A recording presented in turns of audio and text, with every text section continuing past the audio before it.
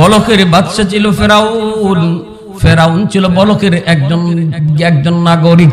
ফেরাউনের বাড়ি কিন্তু মিশর নয়, ফেরাউনের আসল বাড়ি হলো বলক।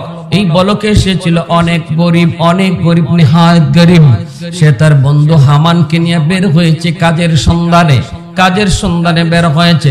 কোনো কাজকর্ম পাওয়া যায় কিনা, এমনকি রাস্তায় তাদের প্রচন্ড ক্ষুধা লাগলো। দেখতেছে একটা লোক তরমুজ বিক্রি করে, তরমুজ জমি থেকে তরমুজ উঠাইতেছে, যায় বলতেছে, চাচা একটা তরমুজ দিবেননি, আমরা বড় ক্ষুধার্ত। ভিক্ষা চাইলো, ভিক্ষা। ফেরাউন ভিক্ষা চাইলো। ফেরাউনের নাম ছিল তখন কামুস। ফেরাউনের মূল নাম হলো কামুস। ফেরাউন হলো মিশরের বাদশার উপাধি। যেই বাদশা হয় তারই ফেরাউন কয়। মূলত মুসা নবীর জমানার ফেরাউনের নাম ছিল কামুস। মালিক রে কয়, আমাদেরকে একটা তরমুজ দিবেননি, আমরা বড় ক্ষুধার্ত। তখন ওই মালিক বলে, তোমরা তো দেখতে শুনতে অনেক ভালো, তোমরা তো দেখতে শুনতে অনেক শক্তিশালী, ভিক্ষা চাও কেন? কর্ম করে খাও। তখনই ফেরাউন কয়, আমরা তো কর্মের খুঁজে বের হয়েছি, কিন্তু কোনো কাজকর্ম তো পাই না। জমির মালিক কয়, আমি তোমাকে একটা কাজ দিলাম, আমার এই তরমুজগুলা তুমি বাজারে নিয়ে বিক্রি করো, বিক্রি করে আমাকে তুমি বিক্রির টাকাটা বুঝাও, আমি তোমাকে পারিশ্রমিক দিব। ফেরাউন এই তরমুজগুলা নিয়ে বাজারে গেল, বিক্রিও করলো। খুব মেধাবী ছিল, খুব জ্ঞানী ছিল। ইতিহাসটা একটু মনোযোগ দিয়ে শুনুন, পরে হলো অনেক জটিল কথা। পরের কথাগুলো আমরা মন দিয়ে শুনবো। কার কার মনোযোগ আছে একটু হাত তুলে আল্লাহকে দেখান। আল্লাহ তুমি কবুল করো, জোরে বলি আমিন। আর একটু জোরে বলি আমিন। ভালো লাভ করলো। জমির মালিক, ফসলের মালিক কয়, এ যুবক, তোমার ব্রেন বলো ভালো, আমি তোমাকে আমার কর্মচারী নিয়োগ দিলাম, মাসের মাস তোমাকে এত বেতন দিব, তুমি কাজ কাম করবা নি। ফেরাউন তখন মনে মনে কয়, আমি তো ছোটমোটো কাজ করার জন্য বের হই নাই, ছোটখাটো কাজ করার জন্য আমি বের হই নাই। বন্ধু হামানকে বলতেছে, দোস্ত এই কাজ আমার পছন্দ না, চলো আমরা মিশরের বাদশার কাছে যাই। চলে আসলো মিশরের বাদশার কাছে। আয়েশা বাদশার কাছে নিজের আরজি পেশ করলো। বাদশা, জাহাপনা, আমি সেই বলক থেকে এসেছি, আমি বড় অসহায়, কোনো কাজকর্ম পাই না, আমারে আপনি রাজ দরবারে একটা কাজ দিবেননি, রাজ দরবারে আমাকে কোনো একটা চাকরি দিবেননি। বাদশার সামনে এত সুন্দর করে কথা বলল, এত সুন্দর করে নিজের অবস্থানটা প্রকাশ করলো, বাদশার মায়া লেগে গেল। এই যুবক, মনোযোগ আমার দিকে। বাদশার বড় মায়া লাগলো কথাগুলো শুনে। বাদশা বলতেছে, ঠিক আছে যাও, আমি তোমাকে একটা চাকরি দিলাম। কি চাকরি তুমি করতে চাও বলো, তোমার কোনটা পছন্দ তুমি বলো। ফেরাউন বলতেছে, আমারে শাহী গুরুস্তান, যে গুরুস্তান বলেনি আপনারা, কবরস্থান, শাহী গুরুস্তানের দারোয়ান বানায় দেন। ফেরাউন কয়, আমারে শাহী গুরুস্তানের দারোয়ান বানায় দেন। বাদশা বলতেছে, ঠিক আছে যাও, রাজ দরবারে শাহী গুরুস্তানের দারোয়ান বানায় দিলাম। এবার ফেরাউন হলো দারোয়ান। এখন যেই মারা যায়, যেই এই কবরস্থানে যে কবরস্থ করতে হয়, দারোয়ান হিসাবে তারে একটা স্বর্ণ মুদ্রা দিতে হয়। কয়টা স্বর্ণ মুদ্রা? এক স্বর্ণ মুদ্রা জমা রাখে আর লাশ দাফন করতে দেয়। এই হলো ফেরাউনের জীবনের প্রথম চাকরি, বুঝছেন? এরপরে সে কই যাইতেছে? প্রথম কিন্তু ভিক্ষুক, প্রথম ভিক্ষুক, এরপরে নিল কবরস্থানের দারোয়ান। আস্তে আস্তে এখন কই যাইব শুনবেন মনোযোগ দিয়া। রাজি আছেন না ইনশাআল্লাহ? এরপরে ফেরাউন নিজেরে কেমনে খুদাই দাবি করলো, কোন কথার কারণে, কোন কারণে সে নিজেরে খুদা বলল। ফেরাউনের ভাগ্য খুলে গেল। গুরুস্তানের দারোয়ান, শাহী গুরুস্তানের দারোয়ান হওয়ার পর তার ভাগ্য খুলে গেল। বলে কেমনে? ওই বৎসর মিশরে প্লেগ রোগ দেখা দিল, মহামারী। ঘরে ঘরে মানুষ মরতেছে, ঘরে ঘরে মানুষ যত বেশি হইব, লাশ যত বেশি আসবো, ইনকাম তো তার তত বেশি। এত গুরুস্তানের দারোয়ান, লাশ যত বেশি আসবে তার ইনকাম বেশি না? ঘরে ঘরে মানুষের মৃত্যুর সংবাদ। কবরস্থানে যখনই লাশ লাইন ধরে ধরে একে ঢুকতে লাগলো, প্রত্যেকটা লাশ প্রতি সে একটা একটা করে স্বর্ণ মুদ্রা জমা রাখতে লাগলো। এইভাবে সে অনেক অনেক টাকা জমাইতে শুরু করে। বাদশার কোষাগারেও সে ভালো একটা টাকা মাসের মাস জমা দেয়। এইরকম ভাবে বাদশার কোষাগারে এত এত টাকা সে জমা দেয়, বাদশার নজরে পড়ে গেল।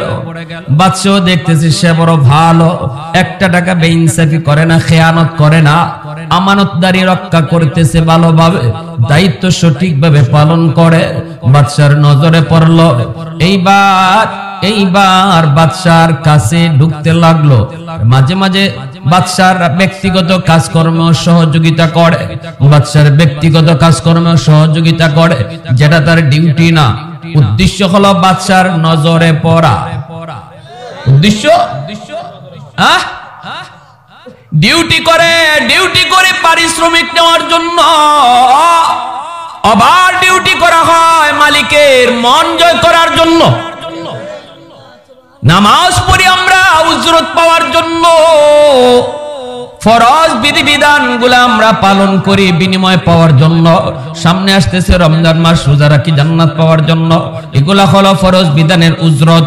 কিন্তু একজন মানুষ যদি নফল নামাজ বেশি পড়ে, নফল রোজা বেশি রাখে, তাহলে সে ওভার টাইম ডিউটি করার কারণে আল্লাহর ওলি হয়ে যায়, আল্লাহ পাকের নজরে পড়ে যায়। ফরজ এটা বিনিময় নেই। বিনিময় হলো আমার জাহান্নাম দিও না, আল্লাহ তুমি আমার জান্নাত দিও। কিন্তু ফরজ নামাজের পরে যে নফল পড়ে, এটা হলো তার ওভার ডিউটি। ওভার ডিউটি করার দ্বারা আল্লাহর প্রিয় হওয়া যায়। এমনি ভাবে ফেরাউনেরও নজরে পড়ে গেল। ফেরাউনও এইভাবে মিশরের বাদশার নজরে পড়ে গেল। দিন যায় এক পর্যায়ে বাদশা বলতেছে, মিয়া শোনো, তার নাম তো হলো কামুস। কামুসকে বলতেছে, শোনো, তোমাকে আমি শহরের কোতোয়াল বানিয়ে দিলাম, তোমার উপর আমার বড় বিশ্বাস, তুমি বড় আমানতদার, তোমার দ্বারা কোনো খেয়ানত হয় না। আমি তোমাকে শহরের কোতোয়াল বানিয়ে দিলাম, যাকে বলে মেয়র। কি বলে? শহরের মেয়র বানায় দিল মিশরের বাদশাহ। মিশরের বাদশাহ যখন মেয়র বানায় দিল, দায়িত্ব সঠিকভাবে পালন করে। অনেক গুণ ছিল ফেরাউনের। ন্যায় বিচার করত, দুর্বলের পক্ষে থাকত, গরিব মানুষের পক্ষে ফেরাউন সর্বদা রায় দিত, ন্যায় ইনসাফের বিচার করত। এইভাবে শহরকে অল্প দিনের ভিতরে একটা সুন্দর শহর সে উপহার দিয়ে দিল। নজরে পড়ে গেল বাদশার, আরো নজরে পড়ে গেল। এক পর্যায়ে দেখা গেল বাদশার প্রধানমন্ত্রী মারা গেছে। এখন প্রধানমন্ত্রী জায়গায় কারে বসানো হয়? বাদশা পরামর্শ করা মাত্রই জনগণ সহ মন্ত্রী পরিষদের অনেকেই রায় দেয়, আপনি কামুস রে প্রধানমন্ত্রী বানিয়ে দেন, কারণ তার অনেক অনেক যোগ্যতা। ভিক্ষুক থেকে গুরুস্থানের দারোয়ান থেকে শহরের মেয়র থেকে এখন প্রধানমন্ত্রী, বাদশার অধীনের প্রধানমন্ত্রী হয়ে গেল। প্রধানমন্ত্রী হওয়ার পরেও তার জনগণের সাথে সম্পর্ক আরো বেড়ে গেল, জনগণের সাথে মিশতে শুরু করলো।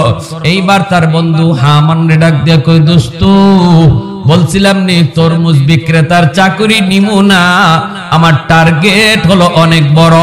আমি এখন মন্ত্রী, আমি এখন প্রধানমন্ত্রী, কিন্তু দোস্ত আমার প্রধানমন্ত্রী টার্গেট না, আমার টার্গেট আরো অনেক দূরে। কি তোর টার্গেট? হামান দোস্ত কই, দোস্ত তোর টার্গেট কি? আমার টার্গেট হলো আমি নিজের খোদা দাবি করব। নাউজুবিল্লাহ, জোরে বলেন, আর একটু জোরে বলেন নাউজুবিল্লাহ। আমি নিজের খোদা দাবি করব, মানুষকে বলবো আমাকে খোদা বলার জন্য, আমি খোদা হতে চাই। হামান তখন কয়, দোস্ত তোর মাথা নষ্ট হইল নাকি? তোর কি মাথা খারাপ হয়েছে নাকি? জনগণে তুই কেমন করে তোর খোদা বলতে বলবি, কেমন করে তুই খোদা মানাইবি? এটা কোনোদিন হবে না। কয় হবে কি হবে না তা জানি না, আমি এই লাইনে আগাইতেছি, আমি নিজের খোদা দাবি করব। হামান কয়, দোস্ত রাখ, আমি তোরে কিছু বুদ্ধি দেই, আমার বুদ্ধি মতো চল। আগে খোদা বলা যাবে না, খোদা ঘোষণা করা যাবে না, পরিবেশ আগে সৃষ্টি করা লাগবে। কয় কেমনে? হামানে বুদ্ধি দেয়, বন্ধু তারে বুদ্ধি দেয়, আগে তুই বাদশা হ, বাদশা হওয়ার পরে আমি আরো কিছু ফর্মুলা বইলে দিব, আরো কিছু সিস্টেম তোরে বলবো, আগে তোরে বাদশা হওয়া লাগবে, খুদা হতে হলে আগে তোরে বাদশা হওয়া লাগবে।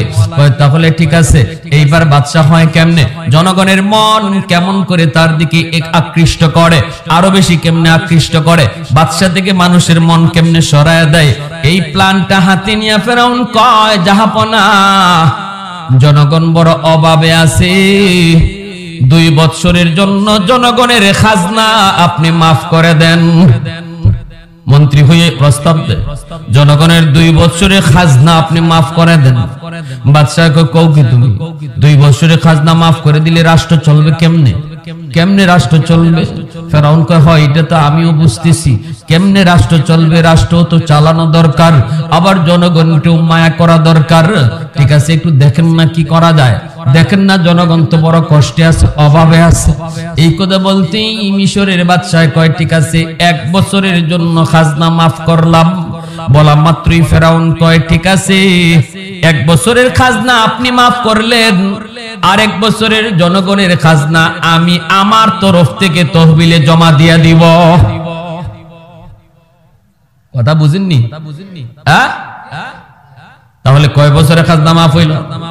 1 বছর দিল বাদশাহ, আর 1 বছর দিলাইছে ফেরাউনে প্রধানমন্ত্রী।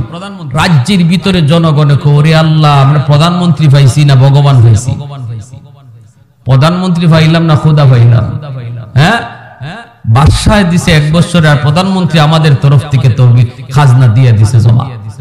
জনগণের মন আকৃষ্ট হয়ে গেল প্রধানমন্ত্রীর দিকে। এইবার কিছুদিন পর মিশরের বাদশা অসুস্থ, চরম অসুস্থ। অসুস্থ হওয়ার পর বাদশাহ মন্ত্রী পরিষদ নেই কারবার বসলো, আমি তো মনে হয় বাঁচবো না, আমার পরে কাকে তোমরা বাদশা দেখতে চাও? অধিকাংশের মতামতি হলো প্রধানমন্ত্রী কামুসরি আপনি বাদশা বানায় দেন। কোন কোন রিওয়ায়েতে আছে বাদশা মারা গেছে, মারা যাওয়ার পর এইবার সবাই মিলে কামুসরি প্রধান বাদশা বানায় দেয়। ফেরাউন হয়ে গেল বাদশা। সংক্ষেপে বলি, লম্বা ইতিহাস, উদ্দেশ্য আমার সামনে। বাদশা হয়ে গেল। বাদশা হওয়ার পর ফেরাউন দোস্ত হামানকে ডাক দেয়া কই দোস্ত বাদশা তো হয়ে গেছি, এখন তুই কো আমি কেমনে নিজে খোদা হই, কেমনে নিজে খোদা হই, খোদা কেমনে দাবি করি একটু তুই বল। হামান কয় এখন এক ধাপ আগাইছে, এখন আমি তোরে কিছু ফর্মুলা দেই। মানুষ যদি তোরে খোদা বলতে হয় তাহলে প্রথম নম্বর কাম হলো 2টা কাজ করা লাগবে। 1 নম্বর হলো দেশের সমস্ত মানুষকে মূর্খ বানাতে হবে। মূর্খ, সব মানুষকে লেখাপড়া বন্ধ করে দিতে হবে। আল্লাহ চেনার পথ মানুষকে বন্ধ করে দেওয়া লাগবে। যেই শিক্ষায় আল্লাহর পরিচিতি আছে ওই শিক্ষা ব্যবস্থা বন্ধ করে দাও। মানুষ যখন আল্লাহ চিনবে না, আল্লাহকে যিনি জানবে না, তখন তুমি সহজে নিজের খোদা বলতে পারবা। নাউজুবিল্লাহ জোরে কোন, আর একটু জোরে বলেন না নাউজুবিল্লাহ, আর একটু জোরে নাউজুবিল্লাহ বলুন। প্রশংসা করব কার? আর একটু জোরে কার? আহাদুল লাইসা কামিসলি সামাদুন লাইসা কাফাদলি লিমানিল মুলকু তুগু ইতু সাদাওয়ার খুদাই তো খুদা বন্দেয়াবি নি তো খুদা বন্দেয়াসারি তো খুদা বন্দে জমিনি তো খুদা বন্দে সামাই তো রহিমি তো করিমি তো সমিঈ তো বসিরি তো মুইজ্জি তো মুদিল্লি তো মালিকিল আরশি বজাই। আল্লাহু আকবার। আর একটু জোরে কোন আল্লাহু আকবার। এ দোস্ত, তাহলে কি করা লাগবে? কই লেখাপড়া বন্ধ করে দাও। এলান করে দেওয়া হলো, এলান করে দেওয়া হলো যারা বেকার আছো বেকারদেরকে বেকার ভাতা দেওয়া হবে, আর যারা পড়ালেখা করছে এদেরকে চাকরি নাই, চাকরি দেওয়ার সুযোগ নাই। পড়ালেখা কইরা চাকরি পায় না, কিন্তু যারা বেকার তাদেরকে সরকারের বেতন, তাদেরকে ভাতা দেয়, বেকার ভাতা। সরাসরি বলার প্রয়োজন নাই, সরাসরি বলার প্রয়োজন নাই যে লেখাপড়া বন্ধ, স্কুল বন্ধ, মাদ্রাসা বন্ধ, কলেজ বন্ধ, এই কথা বলার প্রয়োজন নাই। শিক্ষা খাতের ভিতরে যে বাজেট আছে বাজেট তুমি বন্ধ করে দাও। শিক্ষা খাতের মধ্যে যে বাজেট ছিল বাজেট বন্ধ করে দাও। দেখা যায় টিচারদের বেতন মিলে না, 2 মাস 5 মাস 6 মাস এইভাবে যখন চলতে লাগলো, শিক্ষা খাতের মধ্যে কোনো বাজেট নাই। একে একে শিক্ষকরা শিক্ষা কেন্দ্র থেকে মাদ্রাসা থেকে আস্তে আস্তে তারা মাদ্রাসা আসা বন্ধ করে দিল। 2 মাস 3 মাস চলে যায়, উস্তাদের বেতন নাই। এইবার ছাত্র যায় গিয়ে দেখে উস্তাদ নাই। একে একে প্রতিষ্ঠানে ছাত্র কমতে লাগলো। তখন দেখা যায় এরা অপর দিকে তাকায়, কয় যে স্কুলে যায় না বেকার, হেরে সরকারে ভাতা দেয়, তাহলে তো বেকার থাকাই ভালো, তাহলে মূর্খ থাকাই তো ভালো।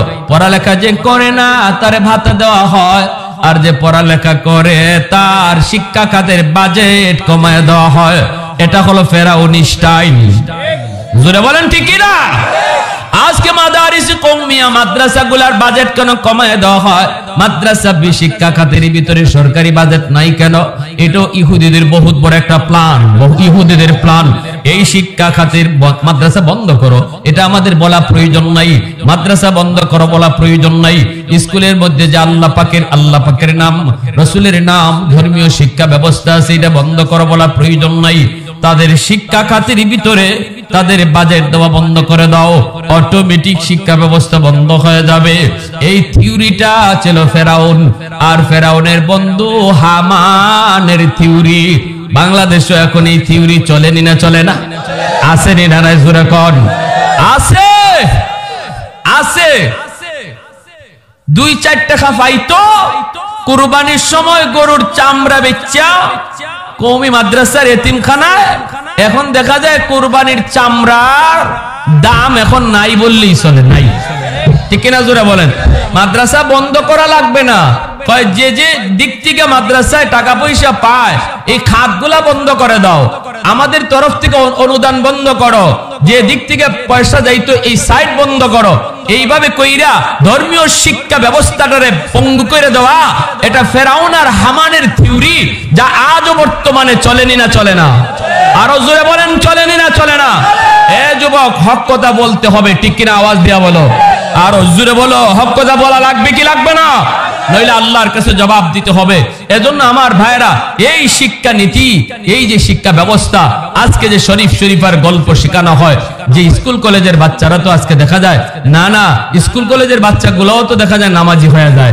স্কুল কলেজের বাচ্চারাও তো দেখা যায় হুজুরদেরকে মহব্বত করে, মসজিদের ইমাম সাহেবের কাছে যায়, মাদ্রাসার উস্তাদের কাছে যায়। স্কুল কলেজের বাচ্চারা দিয়ে আবার ওয়াজ মাহফিলও করায়। কয় হায় হায়, এই দিকটা কিভাবে বন্ধ করা যায়? তাড়াতাড়ি করে চাপ্টার ঢুকাও। কিসের? কয় শরীফার গল্প শিখাও। ঠিক না? শরীফার গল্প শিখায় সম্পূর্ণ ধর্মীয় লাইন থেকে আলাদা করে দাও। এই চক্রান্ত বাংলাদেশের নয়, এই চক্রান্ত চলছে আমেরিকা আর ইসরায়েলের গোড়া থেকে। বাংলাদেশে এদের এজেন্ট রয়েছে, এজেন্ট ইহুদিদের এজেন্ট আর দালাল রয়েছে বাংলাদেশে। শিক্ষা খাতের গোড়ায় বসে বসে আমাদের ধর্মীয় মুসলমান সন্তানগুলারে অমুসলিম বানানোর, নাস্তিক বানানোর আর সমকামিতাবাদী বানানোর গভীর চক্রান্ত বাংলাদেশে চলছে, যেটা হামান বলেছিল, হামানকে দোস্ত শিক্ষা ব্যবস্থা ধ্বংস করে দাও। একে একে মানুষ স্কুলে যায়, স্কুল বন্ধ হইতে লাগলো, মাদ্রাসা বন্ধ হইতে লাগলো, সব প্রতিষ্ঠান বন্ধ হয়ে গেল, মানুষ সব মূর্খ হয়ে গেল। এখন কয়েক বছর পরেই দেখা যায় আর আল্লাহরও চিনে না, আর কোন নবীরও চিনে না, এমন একটা অবস্থা ফেরাউনের রাজত্ব। এখন ফেরাউন হামান রেখো দোস্ত হইল তো, শিক্ষা তো ধ্বংস হইছে, সব তো মূর্খ বানাইছি, এখন কি করতে হইব? কয় এখন আরেকটা কাজ করে দিব। কি? কয় সবগুলারে চরিত্রহীন বানায় দাও। আগামীকাল আসতেছে, কি নাম 14ই ফেব্রুয়ারি। এই যুবক, 14ই ফেব্রুয়ারিতে কি দাও হয়? ভালোবাসা দিবস না বেহায়া দিবস? জোরে কও না, ভালোবাসা না বেহায়া?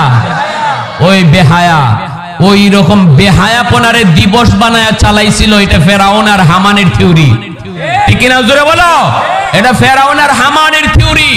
মানুষকে মূর্খ বানাইলেই শুধু শেষ না, মানুষকে আল্লাহ থেকে সরাইলেই শেষ না। এই মানুষগুলাকে যদি বান্দা বানাইতে হয়, আর তুমি যদি নিজের খোদা দাবি করতে হয়, তাহলে সবগুলা মানুষের চরিত্র নষ্ট করে হায়ওয়ান বানায় দাও।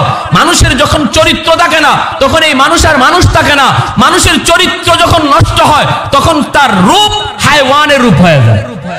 হাইওয়ান যেমন ভাবে তার কোনো চরিত্র বুঝে না, মানুষ যদি হাইওয়ানের মতো চলে তখন আর এই মানুষ আর মানুষ থাকে না। উলাইকা কাল আনআম, আল্লাহ নিজে বলেছেন এরা চতুষ্পদ জন্তুর মতো, যাদের কোনো বিবেক আছে, বিবেক দিয়ে ভালো কিছু বুঝে না, চোখ আছে চোখ দিয়ে ভালো জিনিস দেখে না, কান আছে কান দিয়ে ভালো জিনিস শুনে না, তখন আল্লাহ এই মানুষকে মানুষ কইতে রাজি না।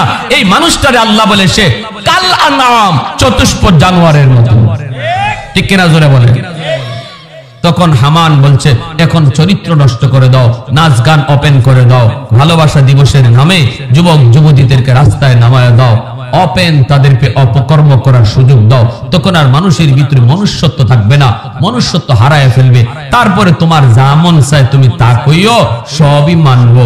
এই থিওরিটা অবলম্বন কইরা জনগণ সমস্ত মানুষকে মূর্খ বানায়া তারপরে চরিত্রহীন কইরা ফেরাউন নিজের খোদা দাবি করলো, আর মিশরের মানুষ তারে খোদা কইয়া মান্য নিল। নাউজুবিল্লাহ জোরে বলে, আরো জোরে বলে নাউজুবিল্লাহ। এই হলো ফেরাউনের ইতিহাস। এই ফেরাউন মুসা নবীর জমানার ফেরাউন, নাম ছিল তার কামুস। ফেরাউন হলো মিশরের বাদশাহ, যেই হয় তার উপাধি। এজন্য যেই মিশরের বাদশাহ হইছে তারই উপাধি পড়ছে ফেরাউন, নাম কিন্তু যার যার আলাদা। মুসা নবীর জমানায় যেই ফেরাউন মিশরে বাদশায় বসছিল এর নাম হলো, মূল নাম কামুস, বাড়ি মিশর না, বাড়ি হলো বলক। বলক থেকে কাজের সন্ধানে বের হইয়া প্রথমে ফকির, এরপরে গুরুস্তানের দারোয়ান, এরপরে শহরের মেয়র, তারপরে প্রধানমন্ত্রী, তারপরে বাদশাহ, এরপরে খুদা। নাউজুবিল্লাহ জোরে কবিল্লাহ, আরো জোরে বলেন নাউজুবিল্লাহ। আমার ভাইয়েরা বন্ধুরা যুবক, এরপরে আল্লাহ পাক রব্বুল আলামিনের পক্ষ থেকে আল্লাহর দরা আসেনি না নাই? আর একটু জোরে বলা আসেনি না নাই? তুমি যতই বাড়াবাড়ি করো না কেন এক সময় আল্লাহর ধরা আসি। আল্লাহ কিন্তু ধরা বলে যান না। ফেরাউন যখন নিজেরই খোদা দাবি করলো, খোদা দাবি করতেছে, তখনও আল্লাহ তারে দেখতেছে। এরপরে কয় আমি সব বড় খোদা, আনা রাব্বুকুমুল আলা, আমি হলাম বড় খোদা। তখনই আল্লাহ কয় এইবার তোরে আমার ধরার টাইম আইছে। হ্যাঁ, নীল দরিয়ার পানি বন্ধ হয়ে গেল। মিশরের মানুষ দেখো খোদা, নীল দরিয়ায় পানি নাই, আপনি তো আমাদের খোদা, পানির ব্যবস্থা করেন। যদি নীল দরিয়ায় পানি না আসে আমরা আমাদের ক্ষেত খামার করব কেমনে? ফেরাউন তখন কয় হায়রে ধরা খায় গেলাম বুঝি, খোদা হইলে তো নদীতে পানি দেওয়া দরকার, এই ক্ষমতাও তো আমার রাখা দরকার। এখন জনগণকে কেমনে বলি আমি যে ভুয়া খোদা, আমি যে বাটফার খোদা, এটা কেমনে কই? ধরা তো কাইলিমু। ফেরাউন করলো কি, রাতের অন্ধকারে চলে গেল জঙ্গলে, পাহাড়ের উপরে গিয়া রাতের অন্ধকারে আল্লাহরে ডাক দেয়। আল্লাহরে ডাক দেখো, আল্লাহ তুমি তো জানো আমি কেমন খোদা, জনগণে না জানলেও তুমিও জানো আমিও জানি। আল্লাহরে কই, আল্লাহ তুমি তো জানো আমি যে কত বড় বাটপার, আমি যে বুয়া খোদা তুমি জানো, কিন্তু মালিক আমারে মানুষ খোদা কইলে আমার বড় ভালো লাগে, মানুষে আমারে খোদা কইয়া ডাক দিলে আমার অন্তরটা খুশি হয়। আল্লাহ আমাকে এতটুকু সুযোগ তুমি আমাকে দিবানি, দুনিয়াতে আমি খোদা হইয়া থাকতে চাই। এর জন্য যদি পরকালে তুমি আমাকে জাহান্নামের আগুনে জ্বালাও আমি জ্বলতে রাজি। নাউজুবিল্লাহ জোরে কমিলা। দুনিয়ার জন্য আখিরাত বিক্রি করে দিল, অল্প কদিনের ক্ষমতার জন্য আখিরাতের চিরস্থায়ী জীবনের সুখ শান্তি কুরবানি দিয়া দিল, আখিরাতের চিরস্থায়ী আযাব মাইনা নিল অল্প দিনের ক্ষমতার জন্য। আল্লাহ তুমি আমাকে চিরস্থায়ী জাহান্নামে যদি জ্বালাও জ্বালাইও আমার কোনো আপত্তি নাই, কিন্তু মালিক দুনিয়াতে আমারে কয়েকদিন খোদা কওয়ার সুযোগ তুমি আমার একটু কইরা দাও। আল্লাহ পাক রব্বুল আলামিন কয় ঠিক আছে নে, তুই যখন আখিরাতে এই আযাব গজব নিজেই চাইয়া নিছো, ঠিক আছে নে আমি তোরে এটা দিয়া দিলাম। আল্লাহ পাক রব্বুল আলামিন তারে দুনিয়াতে খোদা দাবি করার কয়েকটা সুযোগ আল্লাহ তারে দিয়া দিল। কয় আল্লাহ সুযোগ যে দিছো, এখন পানি আইব কেমনে? আল্লাহ কয় তুই নীল দরিয়ার সামনে যে কইবি পানি আয়, সাথে সাথে পানি আইব। ও ভাই, আপনি যে লাইনে আল্লাহর কাছে চাইবেন, আল্লাহ ঠেকা না আপনারে, আল্লাহ জান্নাতে দিত, এত ঠেকা না। আপনি চাইতেছেনই জাহান্নামে যাইতে, আল্লাহ আপনারে ধরে রাখতো না। আল্লাহ আপনারে যেদিকে আগাইতে চাইবেন আল্লাহ আপনারে আরো আগাই দিবে, বলে যাও যাও এদিকে যাও। তাহলে আমার আগাইবার রাস্তাটা আমি কোন দিকে আগাইমু এটা আমার নিজে নিজে সিদ্ধান্ত নিতে হবে, ঠিক কিনা? পথ আমার দুইটা, একটা জাহান্নামের একটা জান্নাতের। আমি কোন পথে হাঁটবো? আমি যদি নিজের থেকেই চাই আমি জাহান্নামের পথে হাঁটতে চাই, আল্লাহ আপনারে জাহান্নামের পথে হাঁটবার সুযোগ দিব এবং সহজ করে দিব। আর যদি নিয়ত করেন না আল্লাহ আমি জান্নাতের পথে আগাইতে চাই, আল্লাহ আপনারে জান্নাতের পথে সহজ করে দেবে। ঠিক না? ওয়াল্লাযীনা জাহাদু ফীনা লানাহদিয়ান্নাহুম সুবুলানা ওয়া ইন্নাল্লাহা লামাআল মুহসিনিন। আল্লাহ পাক রব্বুল আলামিন কয়, তুমি যদি আমি আল্লাহকে পাওয়ার জন্য চেষ্টা করো, আমি তোমাকে সামনের পথগুলো আসান করে দিব। এইবার দেখা যার নীল দরিয়ায় পানি আসলো, এখন তো জনগণে আরো তারে ভালো করে খোদা কয়, ভালো করে তারে খোদা কয়। কিন্তু ভাইরা বন্ধুরা, ফেরাউনের বিবি আসিয়া ইনি কয় না গো, তুমি আমার স্বামী, খোদা নও। আল্লাহু আকবার। ঘরে মানে না, ঘরে ঘরে মানে না, ঘরে মানে না। পিসাব যতই বড়ই, যত মুরিদদেরকে যতই তুমি দুকাবাজি করো না কেন লাগে, পিসাব হইয়া মুরিদের সামনে গিয়া তুমি যে কত নম্বর পিসাব, এটা গড়ওয়ালি ভালো জানে। ঠিক কি না? এখানে ফাঁকি দেওয়া যায় না, এখানে ফাঁকি দেওয়া যায় না। ফেরাউনের যখন কয় নিজেরে খোদা, আসিয়া কয় কে কইছে তুমি খোদা? তুমি আমার স্বামী, খোদা না। এ আল্লাহর গোলাম, জ্যোতিষীরা কয় বনি ইসরাইলের একটা শিশু বাচ্চা জন্ম নিব, যার হাতে তোমার রাজত্ব যাইব। ফেরাউনকে কস কি? বলে হ্যাঁ, তোমার রাজত্ব এই শিশু বাচ্চার হাতে যাইব। কয় তাড়াতাড়ি তোরা দেখ শিশু বাচ্চাটা কোথায় আছে। কয় এখনো মায়ের গর্ভে আছে। ফেরাউন ঘোষণা দিয়া দিল, বনি ইসরাইলে তাড়াতাড়ি করে তোমরা খবর লাগাও কোন কোন মহিলা গর্ভবতী, এদের একটা লিস্ট তৈরি করো। বাচ্চা যখন প্রসব করবে, ছেলে জন্ম দেয় না মেয়ে জন্ম দেয়, খবর লাগাও। মুসা আলাইহিস সালাম যেদিন মায়ের গর্ভ থেকে দুনিয়াতে আসলেন, ওই দিন ফেরাউনের বাহিনী মুসা নবীর বাড়িতে আসবে, ওনাকে নিয়ে হত্যা করে ফেলবে। মুসা আলাইহিস সালামের মা তিনি আগুনের ভিতরে ফালায়া দিলেন, সন্তানকে আগুনের ভিতরে ফালায়া দিলেন। আল্লাহ, ও মালিক, আমার সন্তানকে আমি আগুনে ফালায়া দিলাম, হেফাজত করার মালিক তুমি। আল্লাহ, তবুও যেন দুশমন আমার সন্তানকে নিয়ে জবাই না করে, এটা আমি মাস হইতে পারবো না। এইদিকে ওরা আসলো, জল্লাদ বাহিনী আইসা কুইজা তালাশ করে কিছু পায় না, চলে গেল। এরপরে মুসা নবীর আম্মা তিনি চুলার ভিতরে গেলেন, যায় দেখেন মুসা দুধের শিশু আগুনের ভিতরে খেলাধুলা করে, কুলের ভিতরে নিয়ে নিলেন। এইবার তিনি ভয় পায়, আল্লাহ আবার জানি কখন জল্লাদ বাহিনী চলে আসে। আল্লাহ কয় ফাআওহাইনা ইলা উম্মি মুসা আন আরদিহি ফাইদা খিফতি আলাইহি ফাআলকিহি ফিল ইয়াম্মি ওয়ালা তাখাফি ওয়ালা তাহজানি ইন্না রাদুহু ইলাইকি ওয়া জাইলুহু মিনাল মুরসালিন। আল্লাহ কয় ও মুসার মা, মুসাকে তুমি দুধ পান করাও, ভয় লাগলে নদীত ফালায়া দাও। আল্লাহু আকবার। আল্লাহ কয় এ মুসার মা, আমি আল্লাহ বলতেছি, সন্তান তোমার, দুধ খাওয়ার অধিকার তার, দুধ খাওয়াও। যদি ভয় পাও গাঙ্গে ভাসায় দাও, নদীতে ভাসায় দাও। ভয় পাও না, নদীতে ভাসাইলে ডুবে যাবে না, আমি আল্লাহ গ্যারান্টি দিলাম। সুবহানাল্লাহ। কোনো ক্ষতি হবে না, তোমার সন্তান তোমার কুলে আমি আল্লাহ আবার ফিরিয়ে দেব। ফিরায় দিব না, আমার কথা মতো কাজ করলে সন্তানরা আমি নবী বানায় ফেরত দিব। সুবহানাল্লাহ। মুসা আলাইহিস সালামের আম্মা এখন নদীতে ভাসাইবেন, বাস্ক লাগবে না? এখন মিস্ত্রি ডাক দিবেন, কাঠের বাক্স বানাইতো। কাঠের বাক্স বানাইবার জন্য মিস্ত্রি আসছে। আয়েশা কয় কি লাগবে? কয় বাস্ক। কেন? মুসা আলাইহিস সালাম আম্মা কয় কেন দিয়ে তোমার কি হইব? তোমারে আমি দিন শেষে মজুরি দিয়া দিব, একটা বাক্স লাগবে আমার, কাঠের বাক্স। কয় না, কেন না বললে আমি বানাবো না। মুসা আলাইহিস সালামের আম্মা বলতেছে তাহলে কথাটা কারো কাছে কইও না, তোমার কাছে আমানত রাখলাম। কয় কি কথা? কয় আল্লাহ আমার একটা ছেলে সন্তান দিছে, ফেরাউনে তো ঘোষণা দিছে বনি ইসরাইলের ফুলাফান হত্যা করে ফেলবে, 70,000 তো মারছেই, এখন আমার ভয় হয় আমার বাচ্চাটা মেরে ফেলে, এজন্য নদীতে ভাসাই দিব কাঠের বাক্সের ভিতরে ঢুকাইয়া। কয় আচ্ছা ঠিক আছে।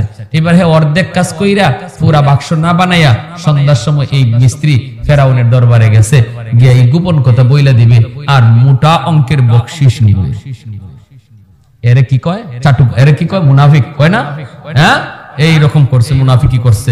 গিয়ে ফেরাউনের দরবারের সামনে যখন ডাক দিছেন, দারোয়ান গেট লাগাইলা, কয় রাখ, বসরে গিয়া কো জরুরি খবর নিয়ে আসছি। দারোয়ান যায় কয় উস্তাদ একটা লোক আসছে জরুরি খবর নিয়া। ফেরাউন কয় ঢুকতে দে। গেছে ভিতরে ঢুকার জন্য যায় কইব কি তোর জরুরি খবর ক।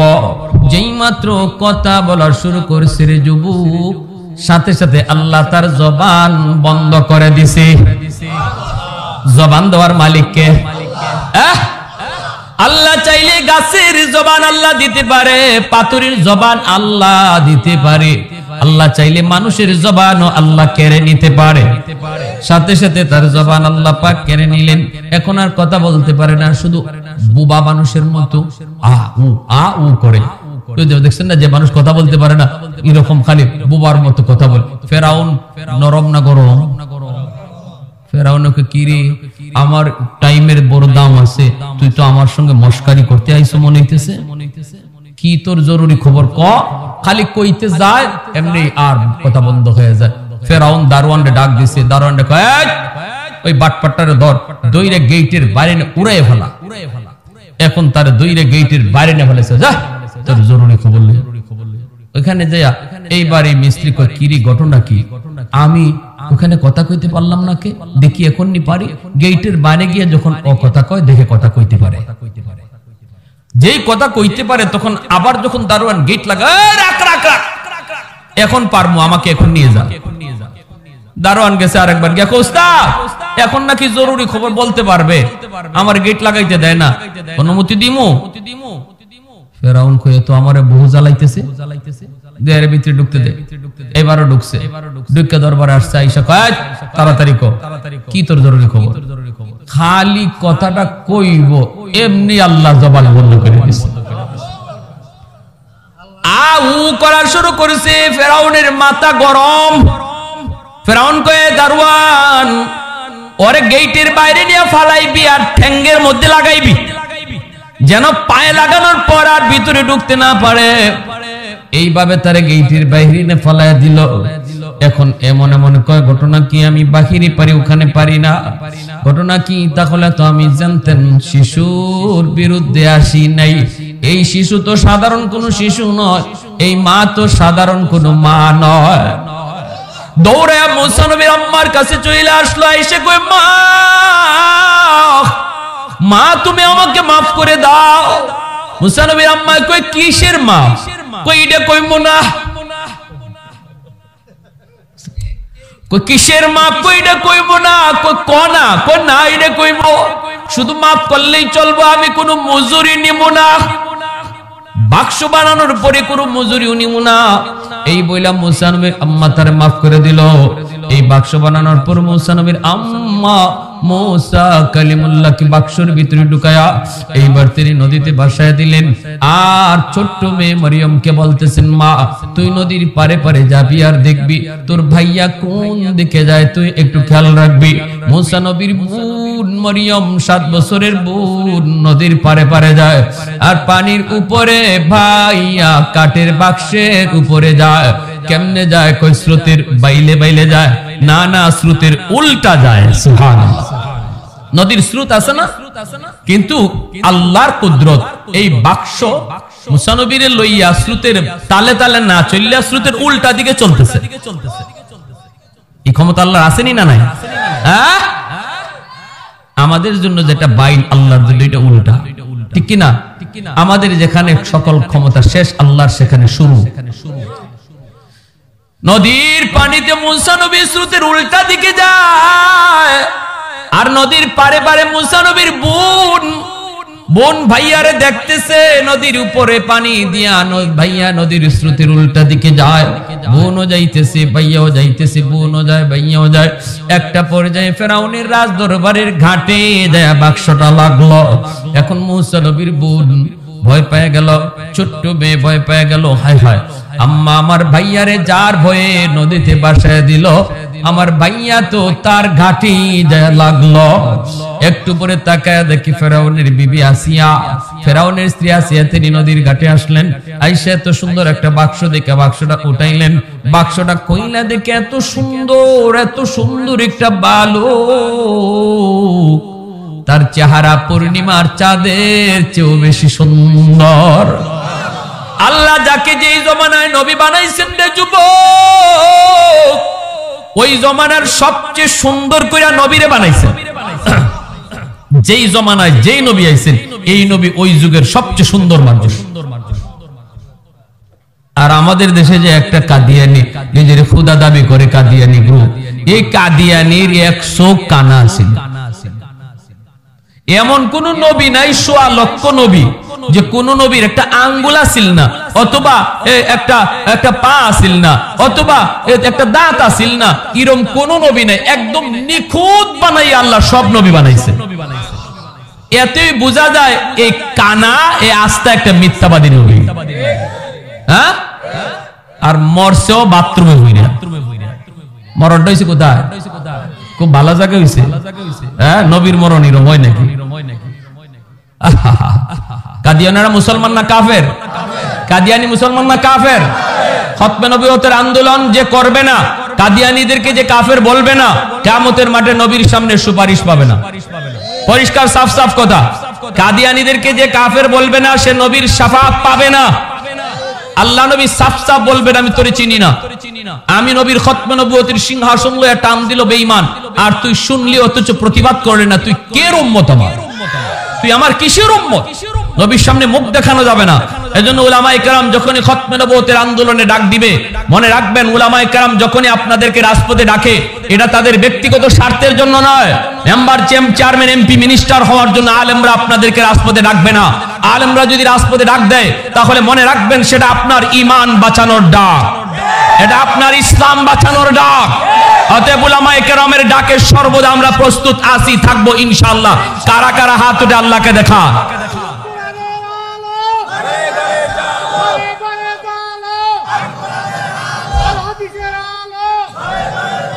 মাশাআল্লাহ, আল্লাহ তুমি কবুল ফরমাও, মঞ্জুর ফরমাও। এখন আসিয়া কুলে তুইলে নিয়ে গেছেন ফেরাউনের কাছে, নিয়া কইতেছে, কয় স্বামী গো, দেখো কত সুন্দর একটা বাচ্চা, ফুটফুটে, কি যে মায়া লাগতেছে আমার। আমার তো মন চায় বাচ্চাটারে আমরা ফালি, লালন পালন করি, পালক পুত্র বানাই। ফেরাউনে কয়, তোমার তো ভালো লাগছে, কিন্তু আমার তো ঘুম নাই। কেন ঘুম নাই?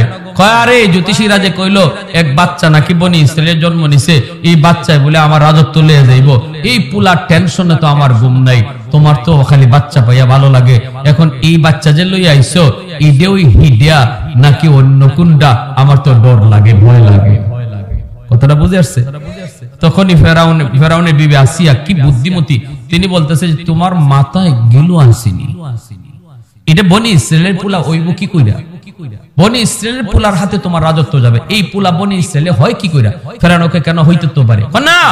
বনি ইসরাইল হলো আমাদের নদীর স্রোতের বাইলে বাইলে, আর আমরা হইলাম স্রোতের উল্টা দিকে। বাচ্চা যদি নদীতে পড়তো, তাহলে এটা স্রোতের ওই দিকে যাইতো, এই দিকে কেন আইলো? আল্লাহু আকবার জোরে কইবেন না? কার সাথে খেলা শুরু করছে টের পায় না। আল্লাহ যারে রাখতে চায় তারে হে মারতে চায়, ঠিক না? এই জন্য আল্লাহকে তোর শস্য ফুল দেখাবো চোখে, তোর চোখে শস্য ফুল দেখাবো। এইবার ফেরাউন হয়রান, কয় ঠিকই তো, ফেরাউনের বনি ইসরাইলের বাচ্চা হইলে তো এইদিকে আসার কথা না। আল্লাহই তো স্রোতে, নদীর স্রোতে আদেশ দিয়ে দিছে, তুই উল্টা লইয়া যা। নদীর স্রোত মুসা নবীর উল্টা লইয়া আইছে। এখন আসিয়া যখন কইছে, কয় ঠিকই তো, ফেরাউন কয়, হ্যাঁ ঠিক আছে, বুঝলাম এটা বনি ইসরাইলে না, তবে বাচ্চাটারে তোমার মায়া লাগছে, ঠিক আছে, ভালো কথা। এখন বাচ্চা ফালবাই তো, বাচ্চারে দুধ খাওয়ানি কি কইরা? দুধের বাচ্চা দুধ খাইতে হইব না? এখন যত রাজদরবারের মহিলা ছিল, যে মহিলাদের বাচ্চা আছে, এদেরকে ডাকা হইলো, দেখো তোমাদের কারো দুধ নি খায়। আল্লাহ পাক মুসা নবীর আদেশ দিয়ে দিছে, ইঙ্গিত দিয়ে দিছে, মুসা কারো দুধ তুমি পান কইরো না। আমি আল্লাহর কুদরতের খেলা মাত্র শুরু, মাত্র। এ মুসা সাবধান, কারো বুকের দুধ তুমি পান করবা না, কারো বুকের দুধ তুমি পান করবা না। এইবার দেখা যায় মুসা নবীর বোন মরিয়ম তাকায় তাকায় সবগুলি দৃশ্য তিনি দেখতেছেন। কোন মহিলার বুকের দুধ তার ভাই পান করে না। এখন তো ফেরাউন অস্থির, আসিও অস্থির, বাচ্চাটারে আমরা লালন পালন করব, কিন্তু এই বাচ্চা কারো বুকের দুধ তো পান করে না। দুধের বাচ্চারে দুধ ছাড়া আর কিছু খাওয়ানো তো সম্ভব না, ঠিক কিনা? দুধের বাচ্চা তো দুধ শুধু খাইব, আর কি খাওয়ানো যাবে? এইবার কয় কারো বুকের দুধ খায় না। এখনই মুসা নবীর বোন মরিয়ম যায় তখন বলতেছে, যাহাবো না। ফেরাউন কয় এই বাচ্চা কইতে কিসে কও? কয় আমি একজন মহিলার খবর জানি, মনে হয় এই মহিলার বুকের দুধ এই বাচ্চায় পান করব। ফেরাউন কই মহিলার বাড়ি কই? কই মহিলার বাড়ি বনি ইসরাইল। ফেরাউন কয় ইন্না লিল্লাহ। সুরের মনে জোরে কর না, কথা বুঝেননি আপনারা? দেখবেন ওয়ারেন্টের আসামি রাত্রে ঘুমাই রইছে, বাতাসে গাছের পাতা পড়ছে, হে উঠতে দিছে দৌড়, কই পুলিশ আইছে। কই কি হইছে? কই আমি বুট জুতার আওয়াজ পাই। কই হের মনের ভিতরে খালি পুলিশ, কখন জানি পুলিশ আসে, গাছের পাতা পড়লো মনে করে পুলিশ আইছে। যে ফেরাউনের ভিতরে হলো ওই পুলা জানি কোন পুলা, ওই বাচ্চা জানি কোন বাচ্চা, যেই বাচ্চার হাতে আমার রাজত্ব যাইবো। আবার বাচ্চার বালি নাকি বনি ইসরাইল। হায় রে বনি ইসরাইল, বনি ইসরাইল, বনি ইসরাইল, ঘুমাইতো বনি ইসরাইল, খাইতো বনি ইসরাইল, হের তো বনি ইসরাইল মাথা থেকে যায় না। যখনই মুসা নবীর বোনে কয় ওই মহিলার বাড়ি বনি ইসরাইল, ফেরাউনের কয় ইন্না লেডিং দা হয় ভগবান ভগবান। তখন কয় এই ওই মহিলার কথা যে তুমি বলছো, তাহলে কি এই মহিলা এই বাচ্চার মা নাকি? ওই দেখেন কি করে, এটা কি এটার মা নাকি? নাইলে দুধ খাইবো, এটা তুমি কেমনে বুঝলা? কেমনে তুমি বললা যে এই বাচ্চা দুধ খাইবো? মুসা নবীর বোনের মাথায় আল্লাহ বুদ্ধি দিয়া দিছে। তখন মুসা নবীর বোনে কয় জাহাপনা, মা হিসাবে বলি নাই, আমি বলেছি আমাদের ওই এলাকার মহিলার বুকের দুধ বড় মিষ্টি, এই মহিলার দুধ সকল বাচ্চারাই খায়। দেখছেন আটকাইতে পারে না। ফেরাউন এখানে ধর আল্লাহ কার সাথে খেলা শুরু করছো টের তো পাও না। তুমি বাদশাহ, নিজের অহংকার দেখাও, শস্য ফুল দেখাও। ফেরাউন আচ্ছা তো যাও এই মহিলারে নিয়ে আসো। মুসা নবীর বোন চলে আসছে, আইসা আম্মা যেখানে বাঘের ভয় সেখানে রাত, যার ভয় আমার বাইয়ারে তুমি নদীতে ভাসায় দিছো, তার ঘাটি দেয়া ভাইয়া লাগছে। মুসা নবীর আম্মা কয় কস কি বলে হ মা, কয়ার পরে কি, কয়ার পরে এই করছে। কয় তুই কি কইছ? আমি এই কইছি। কস কি তাহলে সামাল দিলে কেমনে? কয় মিথ্যা কথা কইছি। মুসা নবীর আম্মা কয় মারে আল্লাহ তোর হায়াত দিক, ঠিক আছে চল। মুসা নবীর আম্মা রওনা দিয়ে দিছে, আসতেছে ফেরাউনের দরবারে। এইবার আল্লাহ পাক মুসা নবীর আম্মারে ইলহাম করছে, মুসার মা যাইতেছো যাও, কিন্তু ফেরাউনের কোন প্রস্তাবে রাজি হইবা না।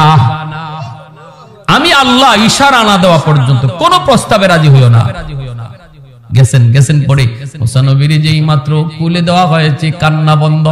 কারণ বাচ্চা তো, মা তো চিনে ফেলছেন। যে কোনো বাচ্চা হাজারো মার কুলে যাবে, কান্না করবে, কিন্তু মার কুল কোনটা এটা বাচ্চারা খুব ভালো করে বুঝে, ঠিক না? হাজারো কুলের ভিতরে মার কুলটা শিশুরা খুব ভালো বুঝে। এজন্য মার কুলে আসা মাত্র কান্না বন্ধ। ফেরাউনের ভয় লেগে গেছে, ফেরাউনের সন্দেহ লেগে গেছে, আল্লাহ রে এটা আবার মা নাকি রে, কান্নাদি বন্ধ হয়ে গেল। শিশুরা তো মার কুলে গেলে কান্না বন্ধ করে, যদি এটা মা হয়ে থাকে তাহলে তো বিপদ। এই বাচ্চাটা তো বনি ইসরাইলের, হায় রে এটা মা নাকি? মনের ভিতরে সন্দেহ ঢুকে গেছে।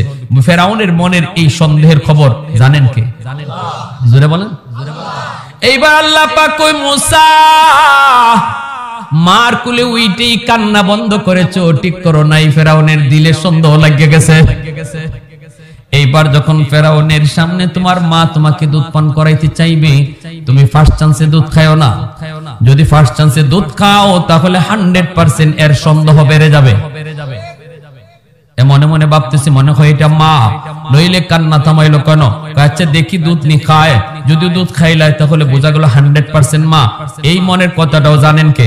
আল্লাহ। এইবার আল্লাহ কই মুসা তুমি দুধ খাইও না। সুবহানাল্লাহ। ফেরাউন যখন দুধ পান করানোর জন্য, ফেরাউনের সামনে যখন মুসা নবীর মা দুধ পান করানোর জন্য চেষ্টা করেন, তখনই মুসা নবী মুখ ফিরায় নিছে।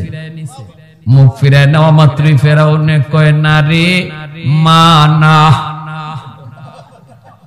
কি না নারী মা না, মা হইলে তো মুখ ফিরায় নেওয়ার কথা না, ঠিক না? মনে হয় মা না। এইবার আল্লাহ কয় মুসা অর্ধেক সন্দেহ দূর হইছে, আর অর্ধেক রয়ে গেছে। আরেকবার যখন মায় দিব তখনও তুমি দুধ খাও না, কারণ বেঈমানটার কলিজা পরিষ্কার করা লাগবে। দ্বিতীয়বার যখন মা দুধ পান করাইতে গেছে তখন মুখ ফিরায় নিছে। এইবার ফেরাউন দূর, এটা মা হইতেই পারে না, এটা মা হতেই পারে না। এইবার আল্লাহ কয় মুসা এখন তার কলিজার ভিতরে কোনো সন্দেহ নাই, তৃতীয়বার যখন দুধ খাওয়াইব তুমি আজ ইচ্ছা মতো মার দুধ খাও।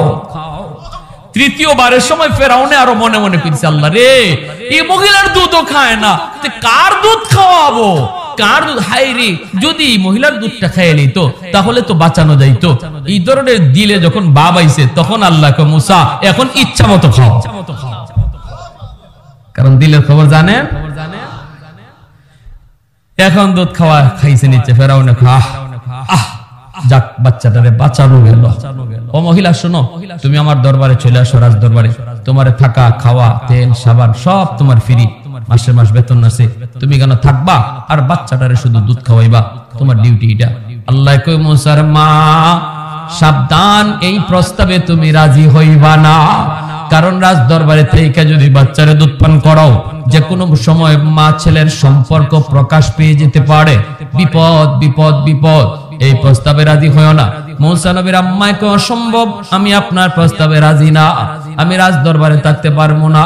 ফেরাউন কয় তাহলে এই বাচ্চারা আমি লালন পালন করবো কি কইরা? তোমার দুধ দুধ সারা তো কারো বুকের দুধ খায় না। মুসা নবীর আম্মা কয় তো আমার কি হইছে, আপনার বাচ্চা আপনি পালবেন, আমার কি হইছে? কয়তো এক কাজ করো, তুমি সকাল বিকাল আইসা বাচ্চাটারে দুধ খাওয়াই যাইও, তোমার মাস শেষে একটা বেতন দিয়ে দিব। আল্লাহ বলে মুসার মা এই প্রস্তাবেও রাজি হইও না, এটাও বিপজ্জনক, কারণ রাজ দরবারে দুধ খাওয়ানো যাবে না, মা ছেলের সম্পর্ক প্রকাশ পেয়ে যেতে পারে। ফেরাউনকে মুসা নবীর আম্মা কয় এটাও সম্ভব না, আমার টাইম নাই, আমার কি নাই, সময় নেই। ফেরাউন কও তুমি এখন কি করবো, এই বাচ্চা তো তোমার দুধ ছাড়া কারো দুধ খায় না, এখন কও তুমি কি করবো? মুসা নবীর আম্মা কয় একটা অপশন আছে। কয় কি অপশন? অপশন হলো বাচ্চা আমার সাথে আমার বাড়িতে দিয়া দেন, আমি বাচ্চারে 2 বছর দুধ খাওয়াবো আমার বাড়িতে রাইখা, আর আপনি মাসের মাস বেতন পাঠায় দিবেন। ফেরাউনে কয় তুই এটা ছাড়া তো কোনো পথ দেখি না, ঠিক আছে তুমি বাচ্চা লইয়া তোমার বাড়িতেই যাও, যায় বাচ্চাদের দুধ পান করাও, অ্যাকাউন্ট নাম্বার দিয়ে যাও, মাস শেষে বেতন পাঠায় দিব। মুসা নবীর আম্মা বাচ্চা কুলে নিয়া খুশি খুশি আল্লাহকে শুকরিয়া জানায়া বাচ্চা নিয়া বাড়িতে আয়। আল্লাহ তখন কই মুসার মা মনে পড়িনি, আমি আল্লাহ ওয়াদা দিছিলাম আমার কথা মতো যদি নদীতে ভাসায় দাও আমি সন্তান শুধু ফেরত দিব তা না, কেমনে ফেরত দিছি দেখছনি? বাচ্চা পাইছো পাইছো, বেতন সহ পাইছো। মা বাচ্চারে দুধ খাওয়ায় আর বলদে বেতন দেয়। আল্লাহ কেমন বলদ বানাইছে, ঠিক কিনা? হ্যাঁ, এই কথা আল্লাহ বলছে। এই ফেরাউন মুসা আলাইহিস সালামের সাথে বেঈমানি করলো। আল্লাহ পাক রব্বুল আলামিন যখন জঙ্গলের মধ্যে থাকিয়া ফেরাউনে আল্লাহর সাথে এরকম সন্ধি করে, তখন জিবরাইল আলাইহিস সালাম মানুষের সুরত ধরে আইছে, আইয়া কইতেছে যাব না, একটা বিচার লই আইছে আপনার কাছে। ফেরাউনে কয় এই জঙ্গলের মাঝে বিচার? কের বিচার? বলে এই জঙ্গলে বিচার, বিচারটা আপনি করেন। কোন গোলাম যদি মালিকের অবাধ্য হয় তাহলে তার শাস্তিটা কি হওয়া উচিত? ফেরাউনে কয় শাস্তিটা তো তার নীল দরিয়ার পানিতে চুবাইয়া মারা উচিত। তখন জিবরাইল আলাইহিস সালাম খুব সুন্দর ফরমান আপনার, গোলাম যদি মালিকের অবাধ্য হয় তাহলে তার শাস্তি নীল দরিয়ার পানিতে চুবাইয়া মারা। আপনি এত বড় একজন বাদশা, কথাটা একটু কাগজে লিখে স্বাক্ষর করে দেন, আমি দেশের মানুষকে দেখাবো এটা আপনার ফরমান। ফেরাউন কয় ঠিক আছে অসুবিধা নাই, নাও নাও লিখে নাও। লিখে এই কাগজটা নিয়ে জিবরাইল আলাইহিস সালাম আইছেন। যখনই মুসা আলাইহিস সালামকে ধরার জন্য সে হানা দেয় আর নীল দরিয়ার সামনে যে মুসা আলাইহিস সালাম আল্লাহ কেমনে পার হবো? আল্লাহ কয় নদীতে আঘাত করো। 7টা রাস্তা হয়ে গেল। মুসা আলাইহিস সালাম বনি ইসরাইল নিয়া 7 রাস্তা দিয়ে পার হয়ে গেলেন। আর ফেরাউন তার দলবল নিয়ে যখন আইসা দেখে আরে দরিয়ার নিচ দিয়া তো রাস্তা, রেডিমেড রাস্তা, সে যখন রাস্তা পার হতে চায় ফেরাউনের ঘোড়াটা কিন্তু যায় না, যাইতে চায় না। ঘোড়াটা বুঝে এই রাস্তা মুসার রাস্তা, এটা তোল না, ঠিক কিনা ধরে বলুন? এটা মুসার জন্য রাস্তা, তোর লাগি জম, তুই যাইস না। ফেরাউনে কিন্তু ঘোড়ার ইশারা বুঝে নাই, সে চালায় দিছে ঘোড়া। যখন মাঝামাঝি গেছে আল্লাহ পানি চাপাইয়া দিছে। দুই দিকের পানি যখন লাগছে, ফেরাউন চুবাইয়া চুবাইয়া যখন ফেরাউন মরে, তখন ফেরাউন কয়, মুসা মুসা বাঁচাও, তোমার রবের উপরে ঈমান আনলাম, তোমারে মানলাম। তখন জিবরাইল আলাইহিস সালাম মানুষের সুরত ধরে এর কাছে গেছে, যায় কই লেখাটা দেখতো চিনুসনি? সুবহানাল্লাহ, জোরে কর। এই ফরমানটা হলো তোর, ফরমান হলো তোর, ফরমান হলো তোর। কোন গোলাম যদি মালিকের অবাধ্য হয়, তাহলে তারে নীল দুনিয়ার পানিতে চুবায় মারো। তুই তো মালিকের অবাধ্য, এজন্য তোর শাস্তি হলো এই নীল দরিয়ার পানিতে চুবায় মারা। এজন্য বলি ফেরাউনের শেষ পর্যন্ত শাস্তিটা হলো নীল দরিয়ার পানিতে চুবানি খায়া মরলো। লাশটা পর্যন্ত আল্লাহ পাক রব্বুল আলামিন এখনো তামাম দুনিয়ার মানুষের জন্য আল্লাহ নজির বানায় রাখছে। এজন্য বলি যুবক, একটু দিলটা নরম করে কথাগুলো শোনো। বাহাদুরি বেশি দিন না রে যুবক। চোখের সামনে তাকায় দেখো, ডাইনে তাকালে দেখবা তোমার খেলার সাথী কবরে চলে গেছে, বামে তাকাইলে দেখবা লেখাপড়ার সাথী কবরে চলে গেছে, দেখবা চুলদারি পাকে নাই এমন বহু মানুষ কবরে চলে গেছে। যৌবনে যদি তুমি আল্লাহর গোলামি করো, যৌবনে যদি তুমি আল্লাহরে ভয় করো, যৌবনে যদি তোমার মসজিদে পাওয়া যায়, যৌবনে যদি তোমাকে মাদ্রাসায় দেখা যায়, যৌবনে যদি তোমার আলেম ওলামার সাথে পাওয়া যায়, যৌবনে যদি তোমাকে ওয়াজ মাহফিল করাইতে দেখা যায়, আল্লাহ পাক রব্বুল আলামিন কয়, ওই যুবকের দিকে তাকাইয়া আমি আল্লাহ এই জমিন টিকায়া রাখি।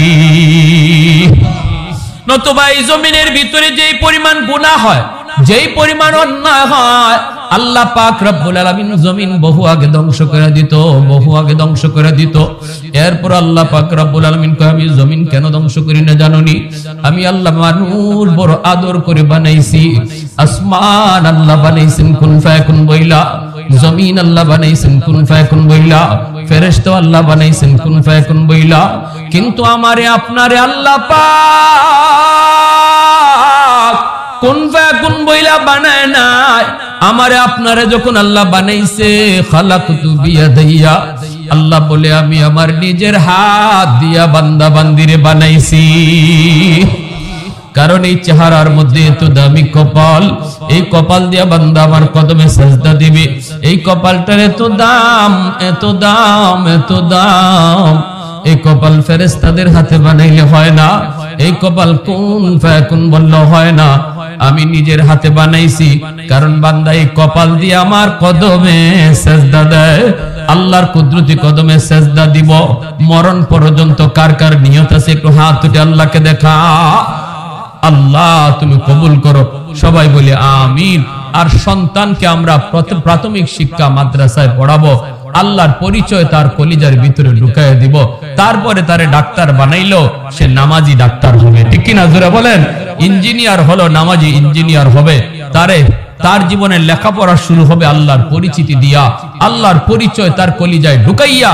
তারপরে আমি তারে লেখাপড়া শিখাবো। তাহলে আমার সন্তান কোনোদিন বাপমার সাথে বেয়াদবি করবে না, মুরব্বীদের সাথে বেয়াদবি করবে না।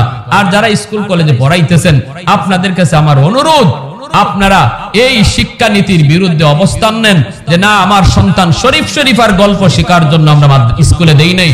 আমরা দিয়েছি আমার সন্তান নবীর গল্প শিখবে, আল্লাহর পরিচিতি জানবে, ঠিক কিনা? উলামায়ে কেরাম যদি এই মুহূর্তে যে কোনো ইস্যু নিয়ে, এই ইস্যু নিয়ে আমাদের শিক্ষা নীতিতে কেন আজকে এইরকম সমকামিতাবাদ ঢুকানো হলো, এর প্রতিবাদে যদি উলামায়ে কেরাম আপনাদেরকে রাজপথে ডাক দেয়, যদি সেটা আমাদের কানে ডাক পৌঁছে যায়, তাহলে একজন গার্ডিয়ান হিসাবে, বাবা হিসাবে কারা কারা তৈয়ার আছে একটু হাত তুলে আল্লাহকে দেখাও। আল্লাহ তুমি কবুল করো, জোরে বলেন আমিন।